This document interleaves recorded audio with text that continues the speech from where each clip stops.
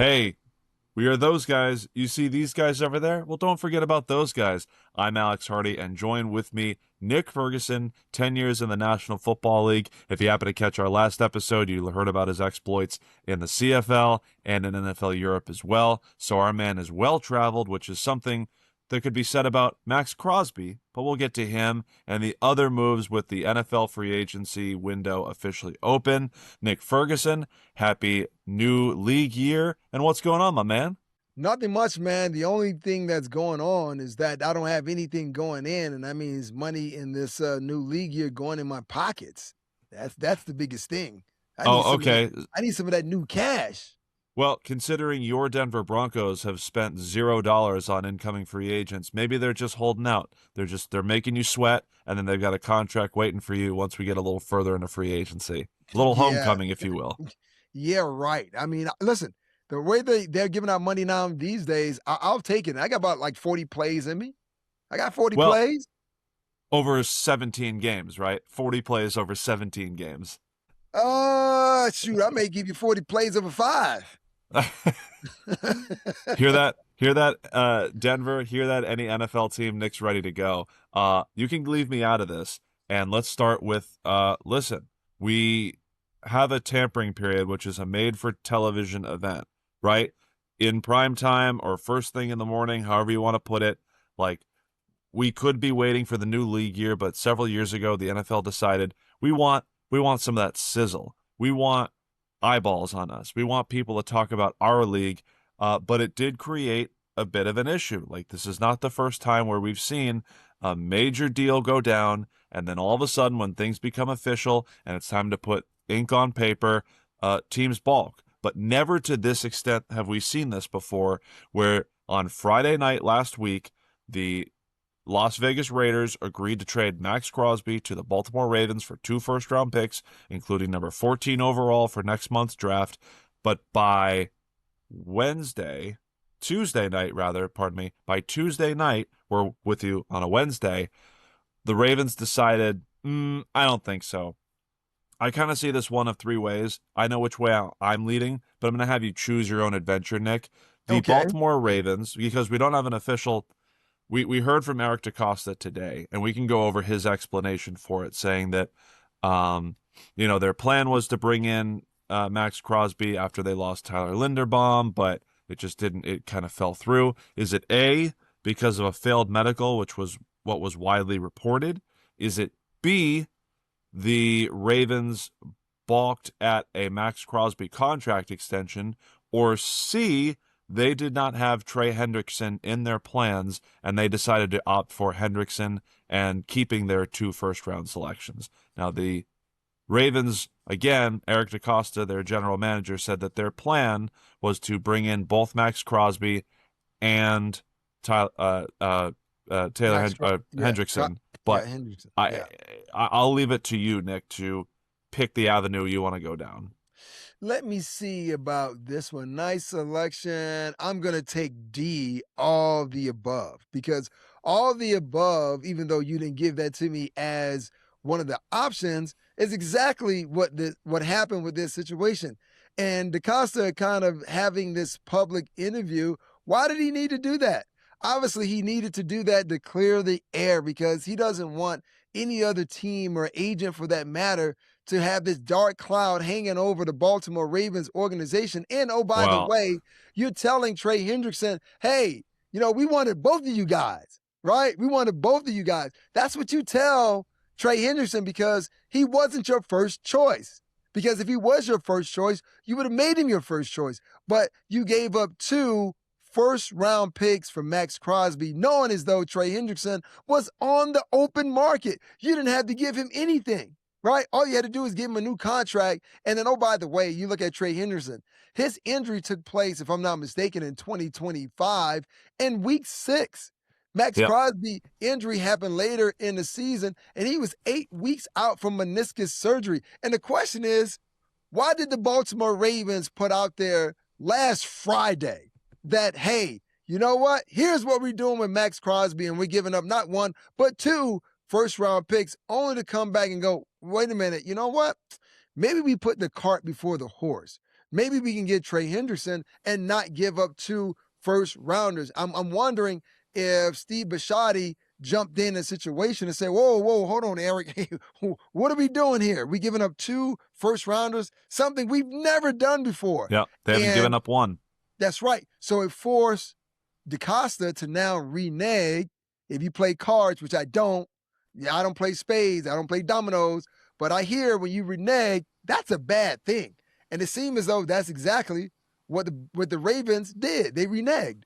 Right. So we'll get to the perception of that, not just as, NFL fans, but the perception from the rest of the league, with insiders kind of trickling out details coming from different organizations and just the overall business of it. Like, if they're doing their due diligence and we're truly going to believe that the medicals were the issue. You mentioned it. Max had the meniscus surgery. The Raiders shut him down. Part of the reason why that drove him away is that he wanted to play through it. But we were fully aware that he had surgery. We were aware he didn't finish the season. What changes from Friday, when the publicly league available medicals, compared to when Max came into the building? And the timing of it as well, knowing that as soon as Max leaves, they have a 4-year, $112 million contract ready for Trey Hendrickson. That just seems fishy, because Steve Bisciotti has an obligation, and is he going to allow his organization to spend nearly $60 million against the cap and 2 first-rounders for 2 pass rushers? I mean, an elite position that you need to have, especially for that identity of that great Ravens defenses from over the years, but it is just incredibly suspect, and the type of business that they conducted did not seem above board at all. And I understand that there are teams frustrated by it. I think it was Tom Pelissero put out saying one GM said that what the Ravens did was complete BS. And my first question is, was the one GM he spoke to, was that John Spytek? Like, for what the Ravens did to the Raiders completely undid their plans for free agency, because they went in after the trade on Friday and the tampering period opened on Monday. They addressed that position, and they had so much money to spend they can still absorb Maxx Crosby, and they're trying to do everything they can to retain some kind of trade value, saying that Max is at the facility, we're going to make things right, he's going to come back a Raider. I don't know if that relationship is repairable based on the great reporting that still has Tom Brady in and out of the building, Alex Guerrero walking around as a narc, and a guy who, I don't know, as the wellness coordinator, That's your may guy. have weighed in. That's your guy.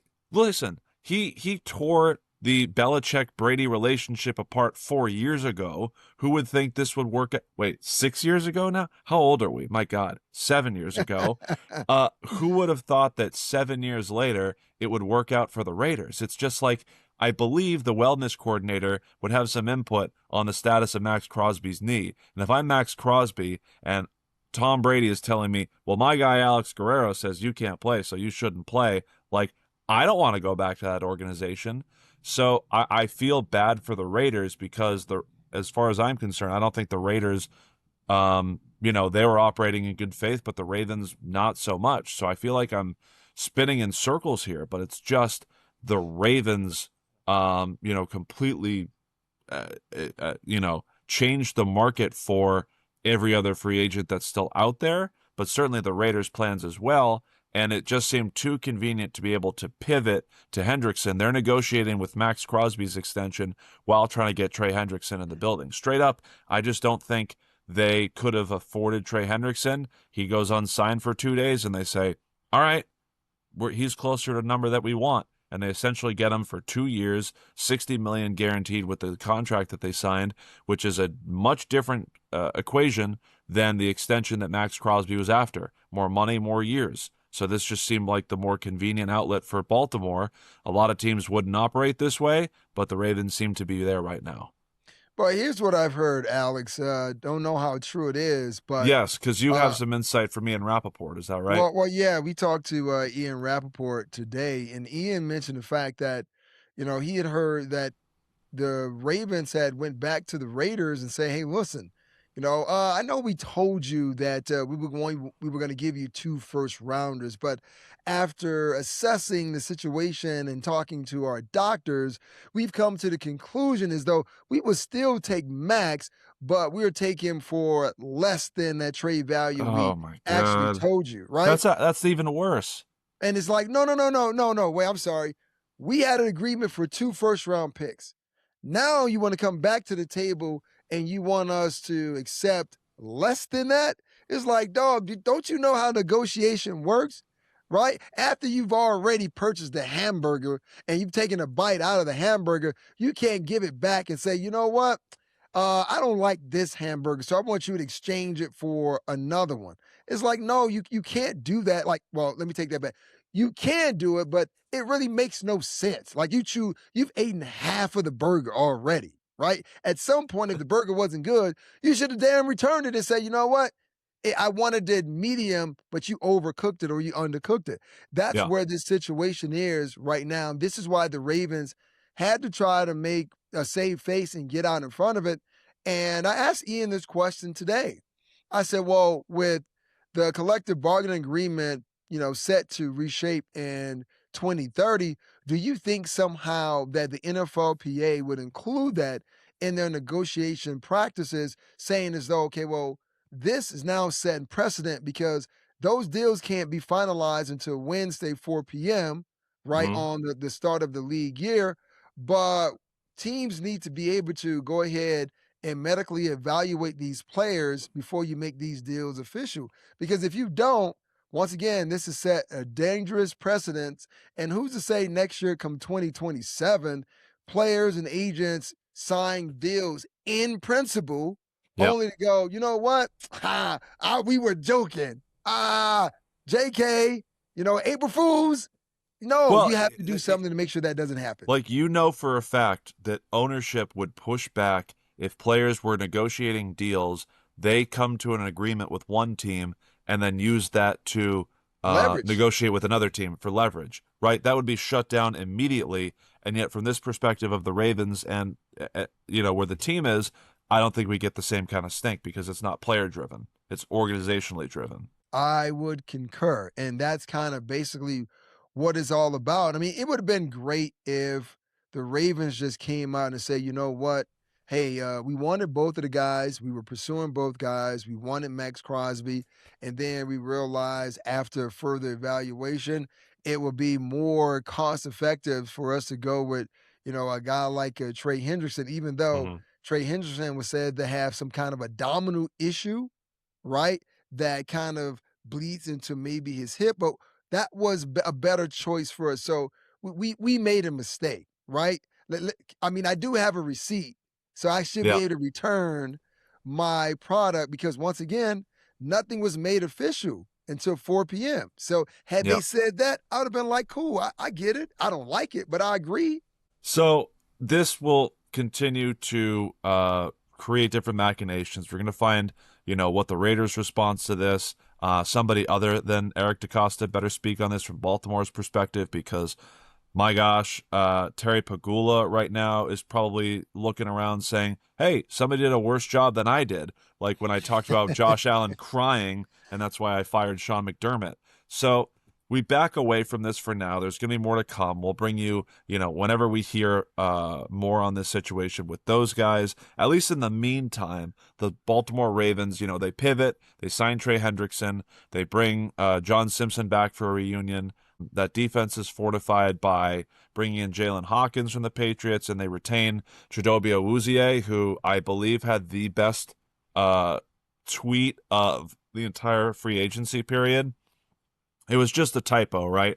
But one of the senior reporters covering the Ravens for The Athletic said the Ravens have agreed to a 1-year, $5 deal with veteran cornerback Chidobe Awuzie. Clearly, he meant $5 million, just omitted the letter M or the million. Chidobe retweets and says, just enough for a hot and spicy McChicken.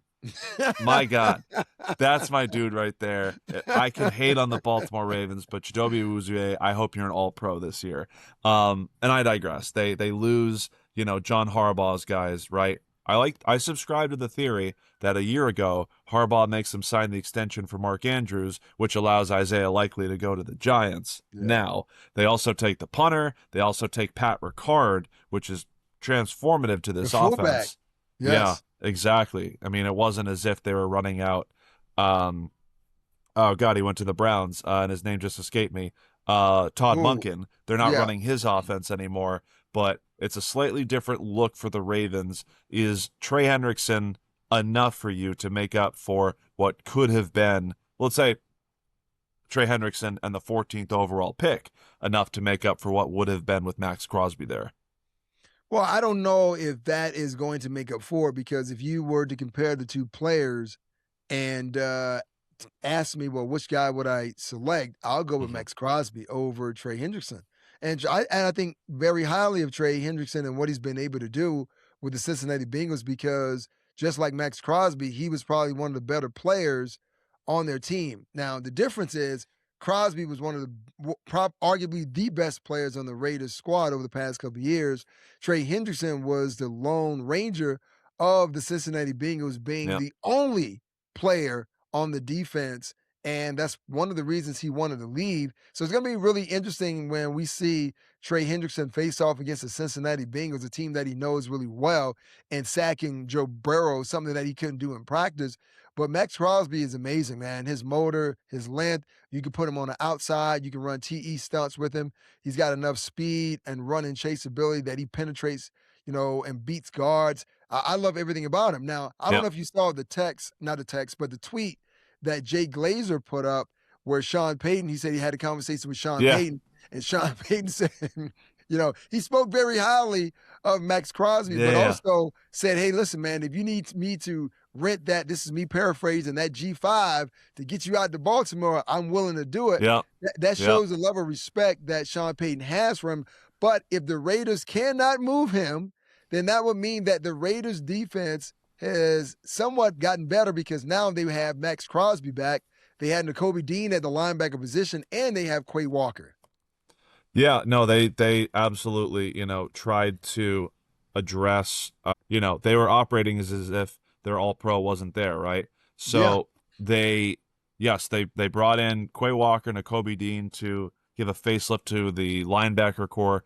Kwity Paye coming in from Indy. They retained Malcolm Kuntz and Thomas Booker, and Charles Snowden too had that great finish to the year. So they, look, they had, I think before free agency started, $110 million to spend against the cap for next year. Otherwise, the NFL would have penalized them, right, for not hitting the salary floor.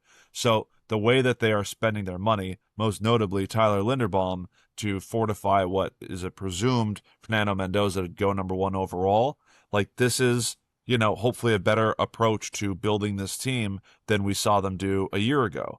Right, Linderbaum is one player, and they have Colton Miller on Mendoza's blind side, but they're still going to need to address a ton into that offensive line. But I'm encouraged by the depth that they have on the D line, even if that means Maxx Crosby isn't there. They do need to get 2026 draft capital for him, but it remains to be seen if it'd be better than the 14th overall pick. As for the rest of the AFC that's competing with the likes of Baltimore, I think you wanted to highlight the Buffalo Bills, who pushed their chips in multiple ways.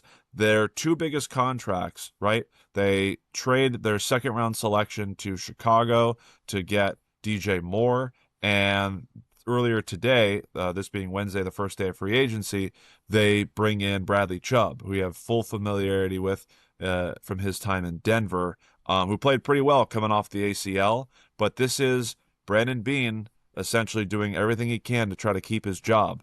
The DJ Moore trade was aggressive. Bradley Chubb, I believe, was also aggressive. But this is just two positions that Brandon Beane has continued to attack and, frankly, has not gotten the job done, especially at the receiver position. But I just see Bradley Chubb in particular. Let's start with him because you know him very well. First, it was Von Miller. Last year was Joey Bosa and Bradley Chubb. Now they continue to throw money at veterans that just don't seem to have the type of success that has gotten them into an AFC championship game, a Super Bowl. Well, yeah, and that's kind of the biggest roll of the dice. You're hoping that the third time is a charm. Like you said, he's done this with Bosa and Von Miller. You hoping Bradley Chubb can kind of be that guy because Bosa is definitely a free agent, and they paid Bosa a 1 year deal worth $12 million.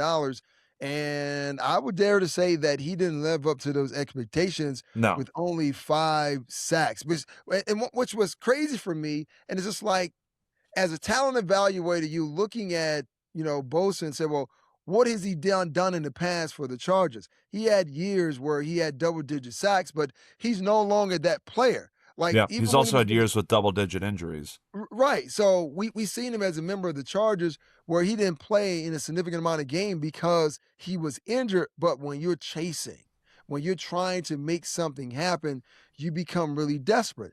And I know they say call desperate times call for desperate measures, my dude. But you know what that means when you become really desperate? It makes you do dumb-ish, right? And when you do dumb-ish, you put your team in a financial bind, and bringing Bradley Chubb in, I hope it actually pays dividends, for the Bills. And Bradley Chubb is able to somehow kind of rekindle or jumpstart his career because here's what we know that's going to happen with Bradley Chubb that didn't happen with the Miami Dolphins. The fact is, Josh Allen, they're going to put up points. So that Hmm. means that your opponent that you're playing against, there's a possibility that they're going to be in chase mode, which Yeah. means as though they're not going to be on the center. They're going to be in shotgun a lot, which is going to pay dividends because all you have to do is pin your ears back and get after the quarterback. So maybe this may be a better choice for Brandon Beane because guess what? Von Miller was a little too old, and Joey Bosa, injury issues and too long in the tooth. So Bradley Chubb still has a little more gas in the tank. So this kind of connective combination might allow Bradley Chubb to maybe finish the season with double-digit sacks. We go to their top rival over the last decade in Kansas City. I mean, your headline is you signed the reigning Super Bowl MVP, who's still 25 years old. Kenneth Walker's explosive plays addresses the biggest need that the Chiefs ever had on their offense. Right. Alohi Gilman coming over from the Ravens after the Chargers traded him, and Kairos Tonga coming over from New England. This on top of course, the 24 hours of drama when we all knew that Travis Kelce was coming back, but could play for another team. No, they're giving him a thank you for your service type of contract, $15 million for a player with diminishing skills. They have a lot of work to do, but Kenneth Walker alone, does that transform the Chiefs' offense? Does it give you optimism with Patrick Mahomes coming back from, significant injury as well? Yeah, absolutely. Now, there is individuals here in Broncos country who, I don't know, they may have on their orange colored glasses, but I like to look at things in full spectrum because even though Patrick Mahomes is coming back off of injury, what Yeah, did yeah, the we ACL see? week 15 he suffered. Right. So, what have we seen from the Kansas City Chiefs over the past couple of years? Your quarterback has been somewhat of your leading rusher. Now he's coming off an ACL injury. You can't have that anymore. Also, Yeah. you move away from Matt Nagy. You bring back the guy of discipline and accountability. And Eric Bieniemy, I don't care what people say about EB. EB's going to right the ship, right? Here in Broncos country, they're like, well, you know what? It's not going to make a difference that EB back in the building. But I got to tell him. Listen, I have to tell him, Alex, I got to keep it real. Yeah. If you go back to, I think it's between 2018 and 2022, when you look at the statistical numbers on Patrick Mahomes, 50 touchdowns, I believe, in 2018 or 2019. In 2022, he had more than like maybe, I don't know, 5,000 passing yards. So now you add a guy who can tote the rock, the reigning MVP, right? And this is where I say people just lose their mind because they've fallen into this trap of just it's a passing game, it's a quarterback driven league. Name me a quarterback that's ever won a Super Bowl without a run game. And we just watched it. We just watched Sam Darnold not only win a Super Bowl, but he's even gone to Disney World, Disneyland with Kenneth Walker on the float. And it's like, Yep. why is Sam Darnold on the damn float? Right? Exactly. It was Kenneth He Walker. He was KW's +1. Yes, Exactly. that's what it Yeah. was. Yeah, so I look, it's encouraging, and you look at Kansas City, and frankly, you look at the rest of that division, right? Like I could argue that the Chargers just getting beefier. Well, first of all, bringing in Tyler Biadasz absolutely guarantees that they will not have the worst center play in the National Football League 2 years in a row. But you also add Alec Ingold and Cole Strange and the blocking tight end Charlie Kohler, which also, on top of all the retentions that they had. Khalil Mack is back. Chargers are better. The Kansas City Chiefs, with everything you've said about Kenneth Walker, they're better. Like the Raiders, we've talked about, even if they get Maxx Crosby to play for them, they're better. They're Your Denver better. Broncos are one of two teams that have zero free agents signed as of day one in NFL free agency. They've Can I tell retained you some players something? of their own. J.K. Dobbins is Yes. back, but they've signed zero free agents. But there are a lot of individuals here in Broncos country who are upset because the Broncos didn't make a lot of big splash moves. And a Zero lot a splash lot of those moves. Zero splash moves, moves. yes, had to do with Kenneth Walker, who, they were never in the running for that. But Yeah. Travis Etienne was one of those guys, and Travis Etienne is on record for saying, you know what, he doesn't really want to play in the cold. But when you choose, you have the choice of playing in Denver or going back to your home state of Louisiana, Yeah. playing for your home team, and they're willing to give you what, 12 million a year. I Yeah. mean, yeah, you definitely take that. So the Broncos had their sights set on a lot of guys, but fell short. Like Devin Lloyd was one of those guys from a Hmm. linebacker standpoint that a lot of Broncos fans were like, yeah, that's our guy. We want to move away from Drake Greenlaw, Justin Chouinard, and Alex Singleton. But all what the Broncos did, they addressed their needs. Just so happens they addressed their needs at running back and linebacker with familiar faces. Now, Yeah. I would say if you're a Broncos fan and you are upset, I would be upset with what the Broncos did at the tight end position because that was one of those positional groups that didn't really pull their fair share of the weight. I mean, obviously they didn't get that many targets, but you have to wonder if you are tight ends and Yeah. you're not getting targets when we're watching Travis Kelsey, who is far beyond his prime, get more targets and receptions and yards and touchdowns. That's a problem, Alex. Yeah, I mean that's an area they need to address. It's not all completely over. Like let's say it's the of the top tight ends that have signed.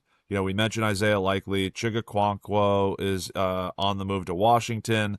Kate Otten is retained, but are they going to push all their chips in for a guy like David Njoku or Jonnu Smith? I mean, is Taysom Hill set to reunite with Sean Payton for his age 36 season? These are all options that are on the table. I mean, speaking of age 36 seasons, Zach Ertz could do the same. So it's not completely dried up at the position, and it's I wouldn't say top heavy, but there are two or three guys that given the right opportunity, could develop into a pass catching weapon for Bo Nix. But it is something that is integral to the success of the Sean Payton offense, and we just didn't see that production since he's been in Denver. Moving on from guys like Noah Fant and moving on, it was Evan Ingram on a 1-year deal and now he's out the door. Or no, he was signed to a multi-year deal this past offseason, but still After this ineffective. season. Oh, After it this was a season. 2-year deal, but After this ineffective in year one. So we'll see if they try to build some competition at that position. I just thought it was of note that there are two teams that did not sign a free agent, but maybe you're in good company because the Seattle Seahawks are the other team that have focused on retaining what guys that they have could, even though, Kobe Bryant on the move and Mhm. other defensive stalwarts. We mentioned Kenneth Walker, yeah, Reek on Woolen offense. is now Reek Woolen, going to, yes. he's in Philly. Yeah. That was an interesting one too. Like Philly, I thought they were going to tread water, but I thought Reed Blankenship was a big loss. I do like Reek Woolen going there, but at the same time, it's just been uh quiet. There were whispers of a Jalen Carter trade, especially after they spent the big money on Jordan Davis, but it looks like they're going to stand pat to the best of their abilities because, frankly, they just need guys on rookie deals. The cap is pushed by their stars on both sides of the football, and that offensive line needs a lot more young guys to come in ASAP. Below those type of teams, I don't know if we're ready to slide down to another tier, but it's like there are teams that are just trying to push all of their chips in on one or two guys when really they had no business doing so. I think the Colts are absolutely of note with Alec Pierce and Daniel Jones getting the huge paydays, them having to ship out Michael Pittman as a result, and then other teams that kind of remind me of this. I can't really understand the Dallas Cowboys. I know we say this pretty much every year, but the amount of defensive line depth that they've traded for has created a glut at the position, right? So after trading Micah Parsons away for Kenny Clark and then getting Quinnen Williams last year, they get Rashawn Gary from the Packers when he had apparently, according to him, been hacked. Tweeted, yeah. He said, "Thank you, Packers. I'm going to be a free agent." That damn And social media. and the Cowboys are like, "Here's our third round pick. We'll take him." Like, let's just. I don't get it. And as a result, like it became too much depth at that position. So, uh, I thought one of their best defensive linemen last year was Osa. You helped me with the last name, Odigazua. Like You got it. they get a third round pick, essentially swapping the one that they got for that they had to give up for Gary in return for the Niners' third round pick. And they also, because he has to have him on his defense no matter where he is, they ship Solly Thomas to Robert Saleh in Tennessee. And I love the sentiment that to move up like 15 spots in the 7th round, that's just disrespectful. Let Solomon Thomas go where he wants to go. Solomon Thomas wants to play for that defense, for that Bob Saleh squad. Like that's where he wants to go. San Francisco, New York, he wants to go to Bob Saleh, would be my impression. But I just, it's fun to cherry pick and make fun of the Cowboys for what they do every year. But the Colts too, like they really feel that a post-torn Achilles, Daniel Jones, shout out Duke University. He's on that Jason Tatum return plan. Like these teams really think that they're just a couple of guys away. I mean, it's not official yet, but Kyler Murray's meeting with the Vikings tomorrow. Like I don't necessarily see Kyler Murray being the difference for the Vikings getting back to the success that they had with the Sam Darnold. So, I mean, it's fun talking about, the cream of the crop, retooling, adding a couple pieces right here. But, like, I just think it's just too little for the likes of Indy to throw all their chips in on Daniel Jones and Alec Pierce to sort of start this conversation. All right. Well, so there's a lot to unpack. So I'll start with the Colts first. What would you have had the Colts to actually do? I mean, they have Anthony Richardson, and they granted him the right to seek a trade. That hasn't happened yet. No. And Daniel Jones, let's be totally honest, Danny Dimes was actually playing well, much better than he did as a member of the Giants. But once again, he went to Minnesota. He went to quarterback rehab school. Yeah. And then he was released back into the schoolyard, and he was playing well. Like, if Daniel Jones doesn't get injured with his quarterback play, along with what Jonathan Taylor was doing from a running game standpoint, that made the Colts a real challenge in the AFC South, right? Because they were going to challenge the Texans. They were definitely going to challenge the Jacksonville Jaguars, but that injury kind of took them off the market. So they said, well, what other guys do we have out there? Justin Fields, Tyrod Taylor, Kyler Murray, Jacoby Brissett, Geno Smith. They didn't want to go down that road. I mean, look, so much so they brought in old man Rivers to come in and try to kind of be a bridge to the season and maybe try to win a couple of games here and there. And they realized, no, Daniel Jones is our guy, and you pay for him. Now, could they have waited and say, well, we'll wait till the Falcons release Kirk Cousins and then sign him? And they Or were like, Tua, no Tua, no Kirk Cousins, right? Because Kirk's been getting the bag for a long time, but he hasn't really earned the bag. So why go in that direction? So stay with Daniel Jones. Now, talking about Kyler Murray. Now, Kyler Murray has seen what can happen once you go to quarterback rehab school. So he's seeing what's happened with Sam Darnold. He's seeing what's happening with Daniel Jones. And right now, he's in a great space because J.J. McCarthy, we don't really know what he is at this particular point. I think we know what he isn't. I think we Well, know well, what I he mean, isn't. okay. See, we know what he isn't, but we don't know what he is at this particular moment. So, what better way to inspire a young quarterback who has sustained some injuries and some inconsistencies by bringing in another former first round pick? And granted, it'll be a 1 year deal for Kyler Murray because guess who else is footing the bill? The Arizona Cardinals. So this is a great test drive. So if Yep. it does work out, then you can sign him long term. If it doesn't work out, you just hit the reset button and you got to start all over with the quarterback position. But this is why I love this game. There's no other league, a professional league, that gives you this much drama. And guess what? We haven't even kicked the ball off yet. Yeah. You got to Yeah. love it. So I guess to fix the Colts, I would have tagged Alec Pierce and given Daniel Jones what he asked for. Ultimately they set the number a bit steep with the transition tag, and they built that. That's what they were negotiating off of. I don't know if a Achilles post Achilles Daniel Jones commands more than other quarterbacks out on the market. I mean, I guess like it all depends. It's all up to Shane Steichen, right? They found the quarterback to fit his system. He was turning back into Danny turnovers. I think he had 6 TDs and 4 picks in the last 4 full games he played before he suffered the Achilles injury.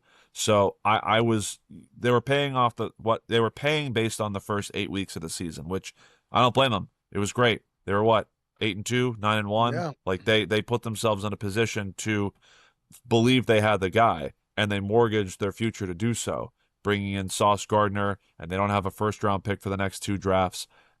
This is where they are, and so by the time the Achilles is fully healed and they are able to finally get some draft capital back, Daniel Jones is ready to hit the free agent market again. So I'm just a little concerned about how things look for them long term, especially when the Houston Texans, as poorly as CJ Stroud played, and look, they're going to have an issue with his 5th-year option coming up at the end of this year too.